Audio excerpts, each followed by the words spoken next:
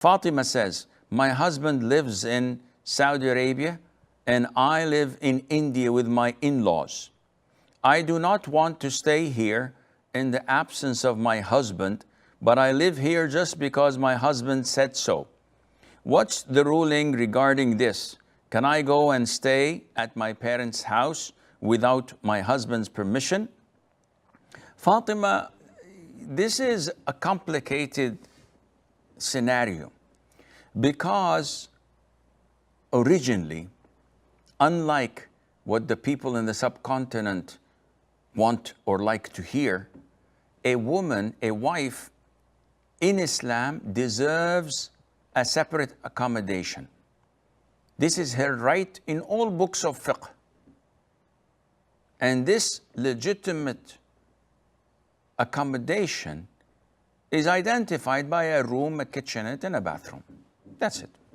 It doesn't have to be a mansion. It doesn't have to be a spacious apartment, though that would be a plus, but this is her right in Islam. The vast majority of the people in the subcontinent marry to bring a new servant to their mother and sisters. She's the one who cooks and cleans, and why would she do such a thing? She was living honorably in her parents' house. Why would she move? What is the cost? If she's marrying Mr. Olympia, maybe. If she's marrying someone who's as rich as Warren Buffett, maybe. He's neither handsome, nor rich, nor a knowledgeable sheikh. So what's the compensation for giving up her rights? Nothing but to be a servant, a maid, and to be abused on top of that, not appreciated by everyone in the house. This is haram. This is unfair. So it is your right, Fatima, to get such an accommodation.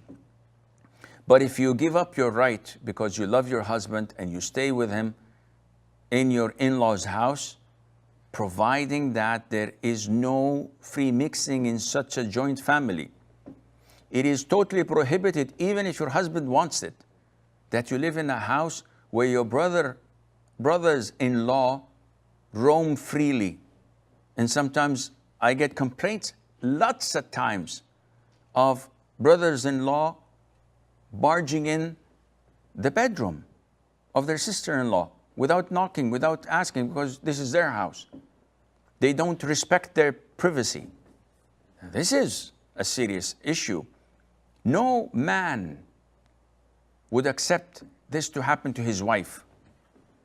He can be a goat, he can be a sheep, he cannot be a man. So if this is the case, you're not allowed to live in such environment. This is haram environment to have such free mixing. Now, if your husband is out of the country, 6 months, maybe a year, working to earn money, why are you staying in your in-laws' house? The one who you are supposed to serve, who is your husband, is not there. And if there is non-mahrams coming in and out or living in the house, definitely you must not be there. You have all the right to go and live with your parents.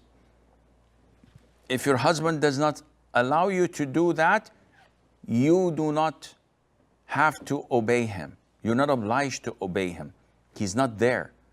And he's not providing you with a legitimate Islamic environment to live in, and hence you can leave and go to your parents' house. However, you have to weigh the pros and cons and present it to him diplomatically but firmly, that either you provide me with a separate accommodation where I can have my privacy with my children, or then I will have to go and live with my parents until you come back.